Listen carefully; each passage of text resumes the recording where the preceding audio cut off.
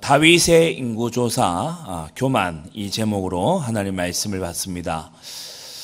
우리가 오늘날 신약시대의 예배는 아름다운 그런 부분들이 많이 있습니다.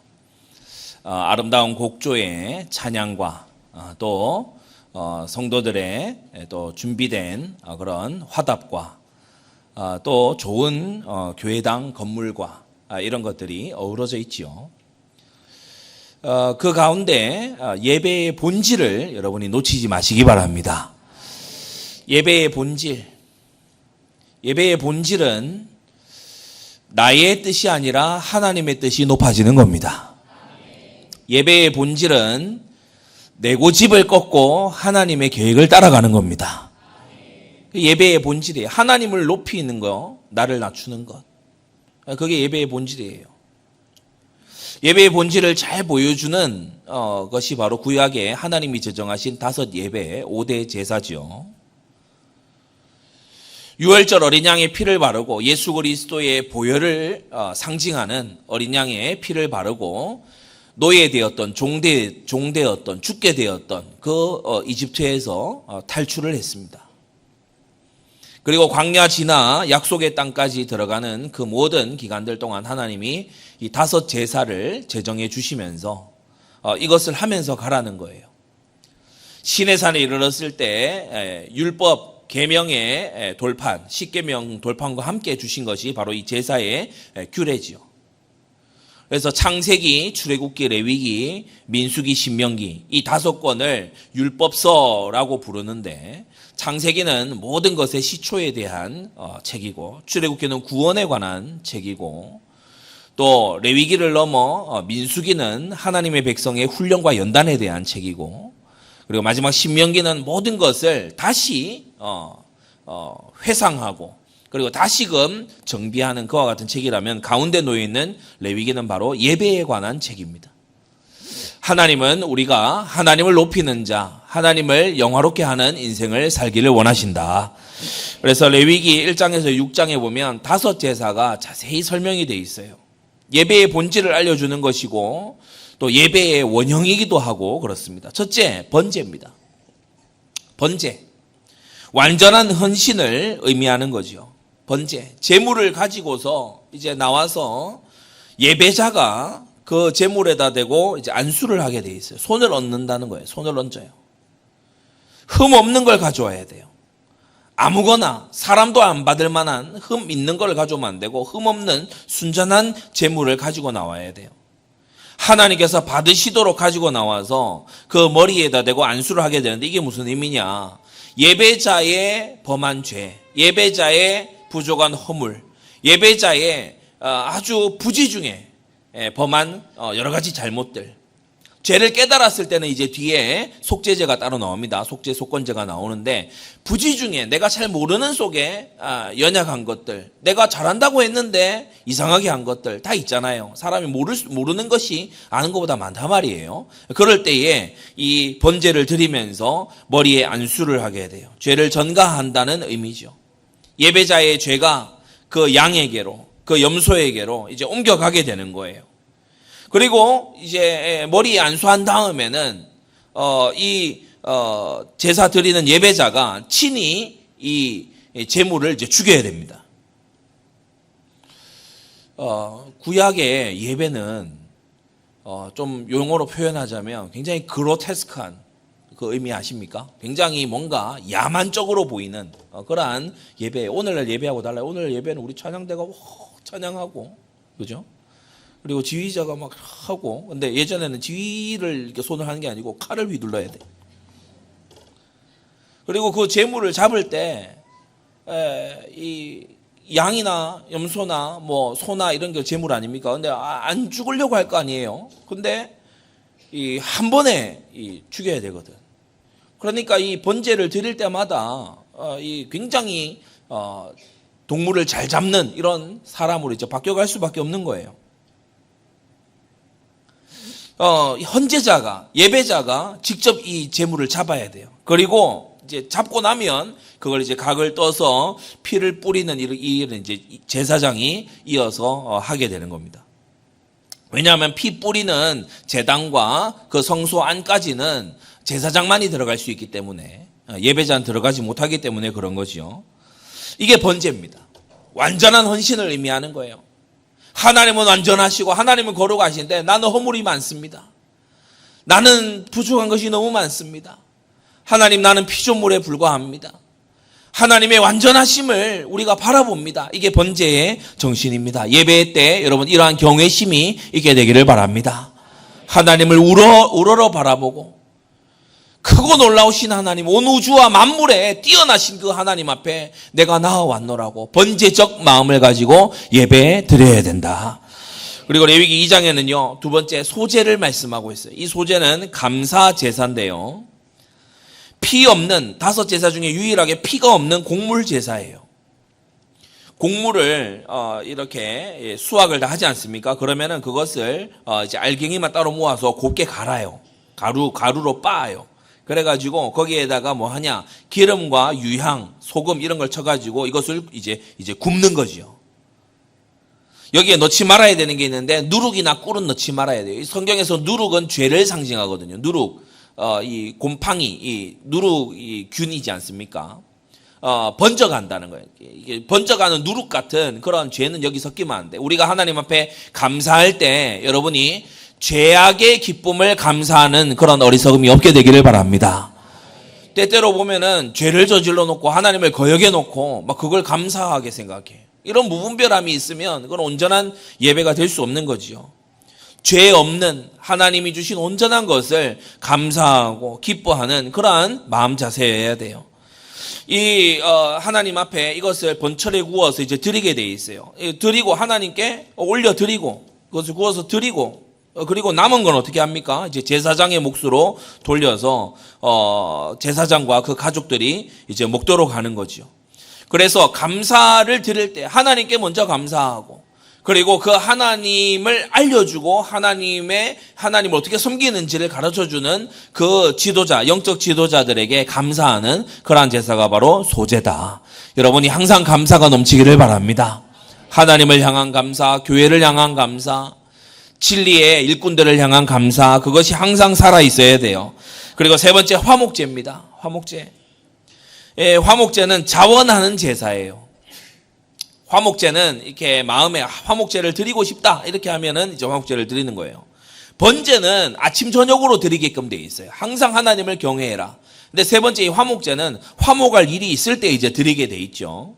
제물로는 소나 양이나 염소 이렇게 하게 됩니다. 새는 화목 제물에 들어오지 못해요. 왜죠? 왜 그렇죠? 새는 날아가 버리니까.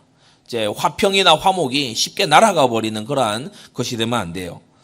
화목 제물 머리에 안수를 하고 역시나 번제와 똑같은 방식으로 하나님께 그 피와 기름을 드리게 돼 있어요. 제사장에게 번제는 이제 완전히 태워서 드리는데 화목제 같은 경우에는 이 제물의 중요한 부분들을 남깁니다. 중요한 건 흔든 가슴과 우편 뒷다리. 그러니까 그 가슴살, 우편 뒷다리살, 이거는 이제 남겨서 제사장의 몫으로 이제 돌리는 거예요. 그리고 헌제자는 나머지 모두를 가지고서 이제 굽거나 삶아서 화목할 자와 함께 당일에 다 먹도록 돼 있어요. 우리가 소나 양을 한 마리를 통째로 잡았다. 이제 피하고 기름은 다 뺐어요. 그러니까 살코기로, 그죠? 살코기로. 이렇게 이 소를 한 마리 잡았다. 그러면 소 한 마리를 다 달라붙어서 먹는데, 물론 이제 가슴살하고 우편 뒷다리는 제한 상태에서 소 한 마리를 먹으려면 몇 명이 달라붙어야 먹을 수 있을까요? 분명한 것은 한두 사람 가지고는 어림도 없을 겁니다. 그죠?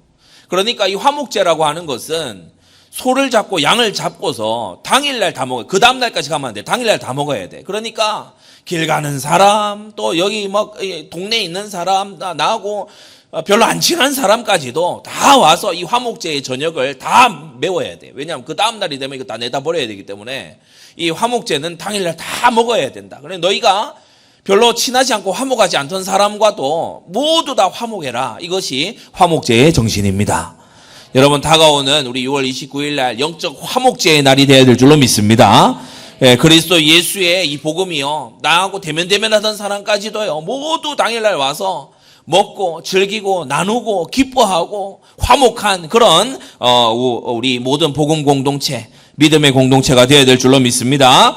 예, 화목제가 그런 것이다. 네 번째, 속죄제예요. 이 속죄제는 죄 범한 것을 깨달으면 의무적으로 해야 되는 의무제사입니다. 죄 범한 걸 모르고 있을 때는 그렇지만 죄 범한 것을 깨닫게 하잖아요. 그러면 이 속죄제를 반드시 드려야 돼요. 속죄제는 제사장이나 온 백성이 죄를 범했을 때에는 수송아지를 잡게 돼 있어요. 우리가 예전 그 농경 사회를 생각해 보시면 이 소가 가진 가치는요 굉장히 큽니다. 소가 뭐 요즘으로 말하면 트랙터 대신 아니겠어요? 그러니까 이 소라고 하는 것은 이 농경 사회의 근간이 되는 거죠. 그런데 이 소를 잡아야 돼요. 게다가 앞으로 이 많은 소들을 생산할 수송아지를 잡아야 돼요. 수송아지가 숫소로 자라잖아요. 숫소가 이제 많은 소들을 앞으로 낳을 거 아닙니까? 근데 그 수송아지를 잡아야 돼. 무슨 말이냐? 죄 짓지 말라는 것입니다. 죄라고 하는 것은 이처럼 너에게 손해를 끼치는 것이기 때문에 죄 짓지 말라는 거예요. 제사장의 죄가 온 백성의 죄와 동일한 무게를 가져요. 제물이 같아요. 수송아지. 그런데 백성의 족장, 그러니까 어떤 마을이나 또는 지파의 족장이 죄를 짓잖아요. 수염소 잡게 돼 있어요. 일반 평민이 죄를 지으면 암염소나 암양을 이제 잡게 돼 있어요. 아주 가난한 자가 이 죄를 짓잖아요. 비둘기를 잡게 돼 있어요. 비둘기를 기르는 사람 말고 비둘기를 난 가난하니까 비둘기를 제물로 그럼 가져와라. 성소에서 제사장이 레위인이 당신은 비둘기 그럼 염소도 없고 소도 없고 암양도 없으니까 당신 비둘기 가져오시오는. 비둘기 기르는 사람 외에는 비둘기 한번 잡아보신 분? 비둘기 잡기 어렵습니다. 제가 여의도 공원에 가가지고 비둘기들이 막 모여있더라고. 막 이러면서 다니잖아요. 그래서 이게 순간 이상한 그런 마음이 들어서 비둘기 한번 잡아보려고 했어. 비둘기처럼 조심조심 다가가서 이렇게 안 돼요. 안 돼. 못 잡아요. 얼마나 날쌔고 빠른지. 비둘기를 잡기가 쉽지가 않아. 그래, 가난한 자는 비둘기다. 이걸 여러분이 보실 때에 가난한 자는 조금만 해도 되는 건 아니에요. 비둘기 잡기 되게 어렵다니까. 가난한 자도 죄 짓지 말라는 거예요. 예, 죄 짓지 마라.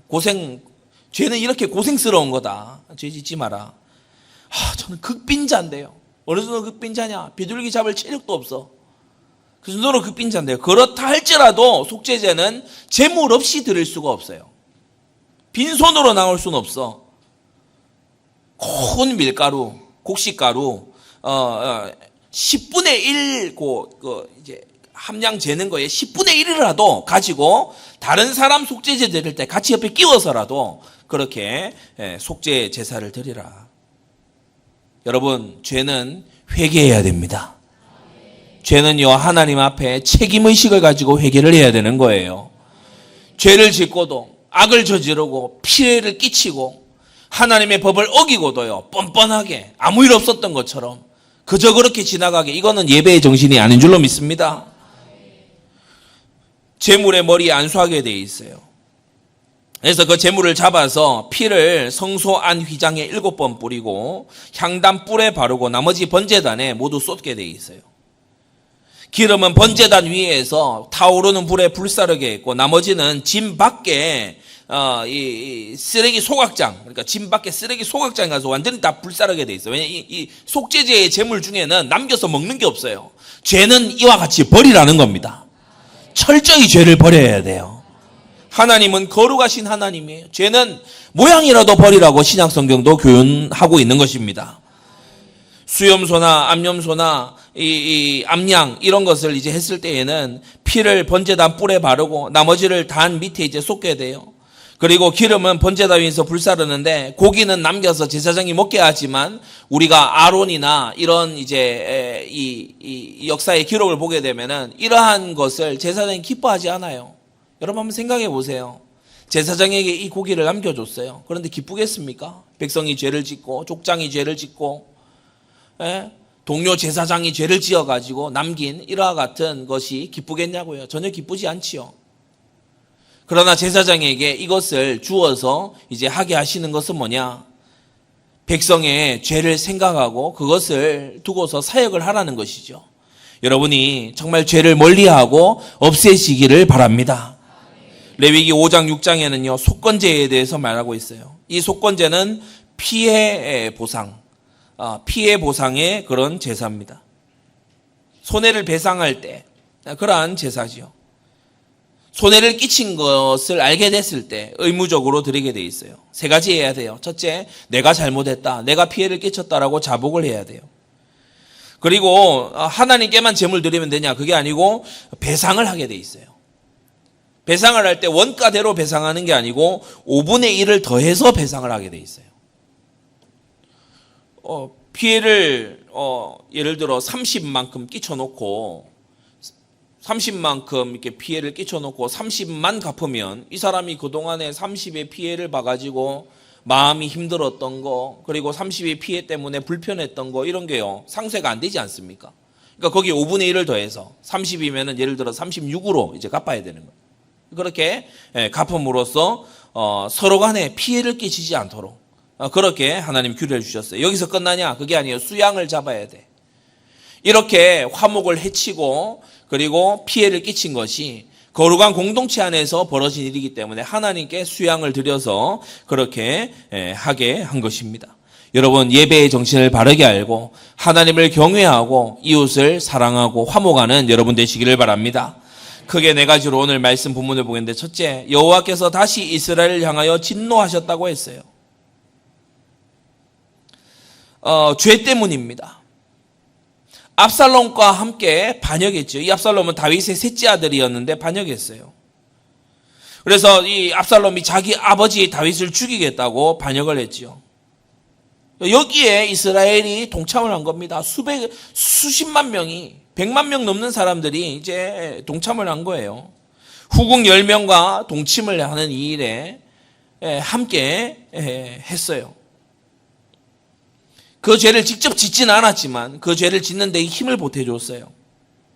하나님의 말씀과 뜻을 심각하게 훼손을 한 겁니다. 그리고 이스라엘은 여기서 그치지 않고 다윗이 귀환을 할 때에도 주도권 싸움을 했죠. 이스라엘 10지파가 유다 지파를 따집니다. 너희가 왕을 도둑질해 갔다. 우리와 의논하지를 않고 우리가 왜 상의하지 않았냐 이런 식으로 얘기하는 거예요. 하나님의 선택이나 기름 부음 받은 이런 것은요 우리의 의논 대상이 아닙니다. 민주주의 사회를 살아가고 있는 여러분, 사람들 사이에 의논할 일이 있고 의논하지 않을 일이 있는 것입니다. 여러분 구원 주시는 그리스도 예수의 보혈, 주님의 십자가의 대속과 부활, 이거 우리가 의논할 일입니까? 의논할 일 아니죠. 하나님의 기록하신 계시의 말씀, 우리의 의논 대상이 아닙니다. 하나님이 내게 행하신 거 그것을 두고서요 우리가 왜 나와 의논하지 않고 하나님 독단적으로 하십니까? 이런 식의 태도가 돼서는 안 되는 거죠. 비그리의 아들 세바와 또다시 반역질을 한 이스라엘이었어요. 시편 107편 10절은 말합니다. 사람이 흑암과 사망의 그늘에 앉으며 공고와 쇠사슬에 매임은 지존자의 뜻을 멸시한 하나님의 말씀을 거역하기 때문이다. 여러분 하나님의 말씀을 거역하지 말고 하나님의 뜻을 존중하게 되기를 바랍니다. 이 일로 인해서 하나님이 진노하셨어요. 하나님을 향해서 반역죄를 반복적으로 저지르기 때문에 목이 곧고 배역한 죄라고 성경은 지적합니다. 잠언 28장에 자기의 죄를 숨기는 자는 형통치 못하나 죄를 자복하고 버리는 자는 불쌍히 여김을 받으리라. 항상 경외하는 자는 복되지만 마음을 강팍하게, 다시 말해 완고하게 하는 자는 재앙에 빠질 것이라고 했어요. 여러분 하나님 앞에 겸손하고 죄를 뉘우치고 마치 죄를 깨달았을 때 속죄제와 속건제 제물을 가지고 하나님 앞에 나아가는 것처럼 회개를 미루지 마시기 바랍니다. 하나님께서 진노하신 그 증거가 뭐냐? 사단이 역사하는데, 귀신, 악령이 역사하는데 하나님이 내버려 두세요. 외면하시는 거 있지요. 하나님께서 다윗의 마음을 지켜주시지를 않아요.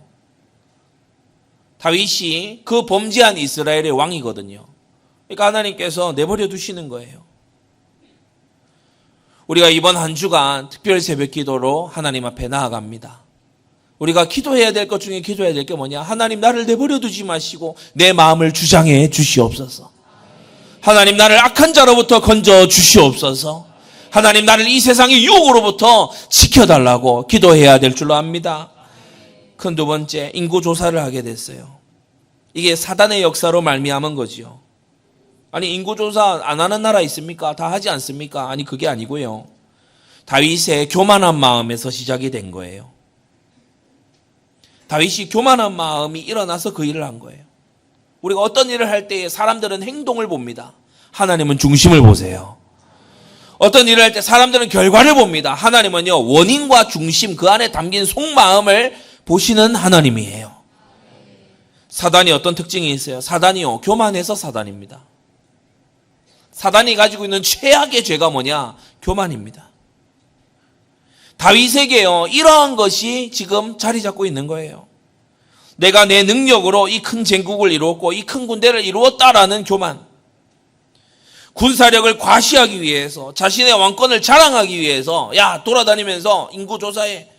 건장한 남성들 숫자를 세봐. 속마음에 뭐예요?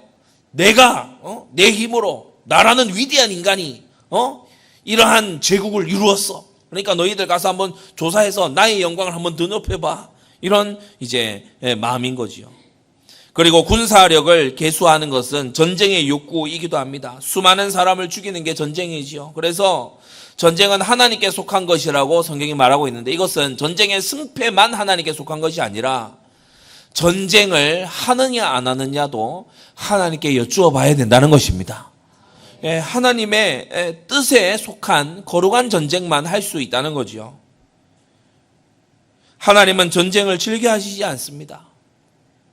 400년간이나 가나안 땅의 죄악을 참으시고 오래 참으시다가 이 죄악이 이제는요, 너무 관영한 거예요. 이 죄악이 너무 심각한 지경인 거예요. 성읍마다 살육이 막 벌어지고요. 그리고 이 성적으로 얼마나 타락을 하는지 짐승하고 수간하는 것까지도 이제는 부끄러워하지 않고요. 이런 죄악이 가나안 땅에요. 만연하니까 하나님께서요, 땅이 토하여 내는 벌을 내리시고 이스라엘을 보내서 그 가나안을 심판하게 하셨죠. 사람을 많이 죽이는 것을 하나님이 결코 기뻐하시지 않습니다. 사람이 하나님의 형상 아닙니까? 하나님이 기뻐하시지 않아요. 그런데 전쟁을 일으키실 때가 있지요. 전쟁을 허락하실 때가 있습니다. 오늘 본문은 하나님이 전쟁을 허락하신 때가 아니었어요. 다윗이 전쟁을 많이 하던 사람이다 보니 마음에 스스로 격동이 될 때가 있어요. 이럴 때에 여러분 마음이 격동돼서 하나님이 시키시지도 허락하시지도 않은 일을 내가 하고 싶어질 때 멈추어 기도하게 되시기 바랍니다. 경건의 능력은 죄의 유혹 앞에서 멈춰 기도하는 데 있어요. 그게 경건의 참된 능력이에요. 함께 모여서 찬송하고 예배하고 기뻐하고 감사 기도하고 이럴 때 누가 못합니까? 홀로 있을 때, 아무도 보지 않는 그 자리에, 세상 가운데서 내게 죄의 유혹이 다가올 때, 내가 불의한 이득을 얻을 만한 게 기회가 앞에 다가올 때, 내가 음행을 저지를 그러한 기회가 내 앞에 다가왔을 때, 내가 거짓말할 그러한 것이 상황이 다가왔을 때 그 앞에서 멈춰서 기도하는 거, 여러분 그게 경건입니다. 다윗이 범죄했다는 또 하나의 증거가 뭐냐? 여호와 하나님께 묻지 않았어요. 하나님의 명령을 확인하지 않았어요. 다윗이 정말 잘하던 거였거든요. 근데 하나님께서 다윗의 마음을 안 지켜주시니까 다윗이 늘 잘하던 그 기도를 안 합니다. 올라가리이까? 나가서 치리이까? 주님 우리 손에 붙이시겠나이까? 이거 다윗이 늘 하던 입에 달고 살던 기도잖아요. 근데 그걸 안 해요. 하나님을 의지하기보다 군사력을 더 의지하고 있는, 죄에 빠져들고 있는 모습입니다. 큰 세 번째로 다윗이 9달 얼마 걸렸습니까? 9달 20날 만에 8절에 보시면 이 인구 조사를 하던 사람들이 예루살렘으로 돌아왔죠. 그리고 130만의 군사 숫자를 보고를 합니다. 그 직후에 이 다윗이 누가 가르쳐주지 않았는데도 바로 죄를 깨달아요. 죄를 짓고 난 직후에 바로 마음에 죄를 깨달아요. 여러분, 거듭난 사람은 죄를 깨닫게 됩니다. 마음에 자책했다고 했어요. 그러면서 10절에 뭐라고 했죠? 내가 큰 죄를 범하였나이다. 간구하옵나니 종의 죄를 사하여 주옵소서. 내가 심히 미련하게 행하였나이다. 변명되는 게 아니고 다윗이 참으로 회개하고 있어요. 이때에 하나님께서 선지자 갓을 보내셔서 셋 중에 하나를 택하라고 하십니다. 13절에 보면 택하라. 왕의 땅에 7년 기근이 있을 거냐? 아니면 대적에게 석 달을 도망 다닐 거냐? 아니면 3일 동안 온역이 이 땅에 임하게 할 거냐? 큰 역병 말이에요. 큰 역병이 임하게 할 거냐? 매우 엄중한 형벌이 다가왔어요.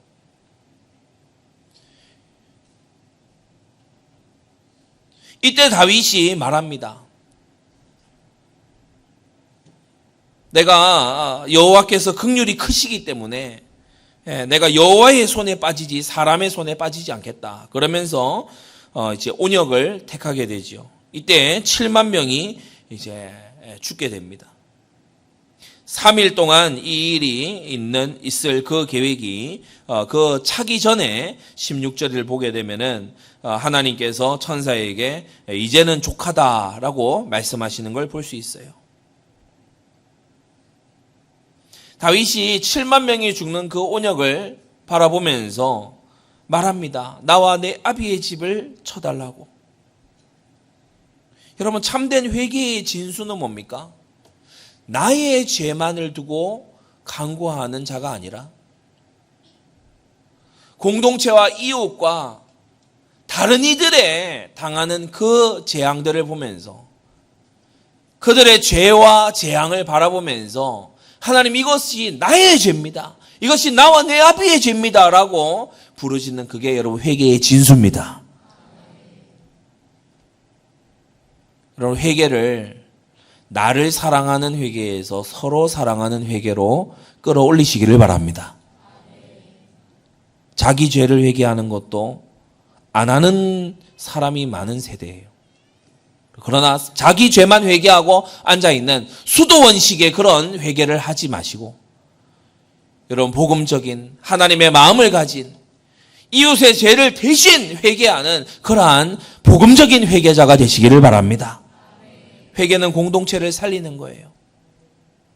다윗이 백성들 7만 명이 죽으니까 이제 온역으로 치시니까 진짜 치시네요. 하나님, 이 역병이 저한테는 안 오게 해주세요. 이렇게 한 게 아니고 하나님, 나와 내 아비의 집을 쳐주십시오. 하나님, 나와 내 아비의 집에 죄 아닙니까? 이렇게 기도하는 다윗의 회개를 보게 돼요. 참된 회개의 진수예요. 복음적인 회개예요. 이타적인 회개예요. 하나님의 아들 예수 그리스도의 마음을 닮은 회개예요. 우리에게 이러한 회개가 있어야 되지 않겠습니까? 내 죄만 내 죄냐? 너의 죄도 내가 대신 회개하마. 네가 회개할 힘이 없다 하니 내가 대신 기도해 주마. 여러분, 이러한 이번 한 주간이 되고 앞으로의 나날들이 되어야 될 줄로 믿습니다. 남의 허물을 보고 마음속으로 고소해하고 남이 당하는 어려움을 보고 마음속으로 통쾌해하는 악한 심령 되지 말고 이웃이 당하는 어려움을 보면서 마음으로 아파하고 하나님, 나의 기도를 들어달라고, 저들을 돌아보지 못한 나의 죄라고 그렇게 하나님 앞에 기도하는 우리가 돼야 되겠습니다. 큰 네 번째로 선지자 갓이 와서 조언을 합니다. 가서 단을 쌓으소서. 18절에 보니까 갓이 다윗에게 고하되 아라우나 타작마당에서 여호와를 위하여 단을 쌓으소서. 왜냐? 죄를 용서받기 위함이지요. 다윗이 이제 죄를 깨달았어요. 그리고 죄를 자복했어요. 회개했어요. 그러면 그걸로 끝이냐? 여러분, 서론의 속죄제와 속건제의 규례가 보이시죠? 자복하면 끝입니까? 아닙니다. 하나님 앞에 나아와야 돼요. 반성으로 끝나지 말고 하나님 앞에 나와서 모든 것의 주관자이신 하나님 앞에 여러분의 회개의 심령을 올려드리시기를 바랍니다. 아라우나에게 갔더니 아라우나도 아주 충성된 사람이에요. 이름으로 보건대 이스라엘 본토인은 아닌 것 같아요. 아라우나라는 이 사람 말해요. 내가 이 여호와께 단을 쌓으려고 한다. 그러니까 이 아라우나가 다 드리겠습니다. 뭐 이 땅도 드리고 재물도 드리고 그리고 여러 기구들도 드려서 땔감으로도 쓰시고 번제에 대하여는 소가 있고 뗄나무에 대하여서는 마당질하는 제구와 소의 멍에도 있습니다. 다 갖다 쓰십시오. 아라우나가요 기다렸다는 듯이 왕이면 이렇게 마음대로 해도 되냐 이렇게 말한 게 아니고 아닙니다. 오히려 이걸 가져가서 쓰십시오. 이렇게 헌신하는 거예요. 근데 세 번째 다윗이 아니라고 말합니다. 거저 내가 받지 않고 내가 거저 얻어서 내가 하는 그런 내가 아니라 내가 하나님 앞에 회개의 제단을 쌓으려고 하는데 내가 공짜로 얻어가지고 내가 할 게 아니라 내가 값을 주고 사겠다. 내가 왕이지만은 내가 값을 주고 사겠다. 은 50세겔을 들여서 물론 이제 한 1000년 정도 차이가 나지만 이것이 이제 근대 사회가 아니고 굉장히 고대 사회이기 때문에 물가 인플레이션이나 이런 것들은 우리가 뭐 크지 않다라고 이제 생각을 보통 합니다. 그러니까 은 30에 예수님이 팔리셨잖아요, 그죠? 은 30에 예수님이 팔리셨어요. 그게 굉장히 큰 어떤 이 금액에 해당됩니다. 은화라고 하는 것. 근데 은 50세겔 이걸로 소와 타작마당의 값을 치러요. 역대상 21장 25절에 보면 금 600세겔이 모리아 산지 그 전체의 값으로 이제 기록이 돼 있어요. 근데 은 50세겔을 가지고서 이 재료들을 샀으니 얼마나 값을 넉넉하게 치른 거 아니겠습니까? 공짜로 희생을 드리지 않았어요. 성경이 사무엘하 24장에서 값을 치렀다라고 기록해 둔 것은 우리에게도 교훈하시는 겁니다. 여러분 책임감 있는 성도들 되시기를 바랍니다. 뭘 하든지 간에 막 공짜로 하려고 공짜 좋아하고 무료로 하려고 그러고요. 되도록이면 안 하려고 하고 되도록이면 싸게 하려고 하고 여러분 하나님 앞에 나올 때 우리 그러지 말아야 돼요. 자기에 대해서는 좀 아낄 필요가 있어요. 나에 대해서는. 스스로에 대해서는 뭐 가성비도 따지고 좀 여러 가지 이렇게 좀 하는 게 필요해요. 그러나 우리가 하나님 앞에 나와서 기도를 한다. 하나님 앞에 나와서 희생을 드린다. 헌신을 한다. 이럴 때는요. 우리 그런 계산 깔지 말아야 됩니다. 값을 주고 제단을 쌓고 예배를 드리겠다는 다윗의 중심을 볼 수 있죠. 그래서 번제와 화목제를 드렸어요. 번제는 지금 이 온 백성들이 알지 못하고 있는 죄에 대한 번제입니다. 온역으로 사람이 죽어나가면서도 몰라요. 이게 무슨 일 때문인지 몰라요. 화목제는 뭡니까? 끊어진 관계를 회복하기 위함입니다. 하나님, 이 백성을 어여삐 봐주십시오. 이 백성을 향한 진노를 그쳐주십시오. 그 화목제입니다. 그걸 드리죠. 피가 죄를 속한다고 레위기 17장에 말씀했고요. 히브리서 9장 22절에도 피 흘림이 없은 즉 사함이 없다고 말했습니다. 요한일서 1장 7절은 특히 믿는 자에게 쓴 서신 아닙니까? 요한일서는 믿는 자에게 보낸 서신에서 예수의 피가 우리를 모든 죄에서 깨끗하게 하실 거라고 했어요.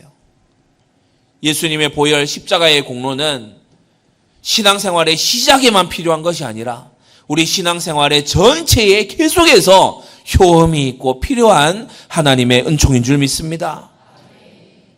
스가랴 13장 1절 그날에 죄와 더러움을 씻는 샘이 열리게 될 것이다. 골고다의 보혈을 바라보며 성경은 예언했지요. 여러분 하나님 앞에 나와서 그리스도의 그 보혈을 의지하는 그 중심으로 오늘도 예배드리게 되기를 바랍니다.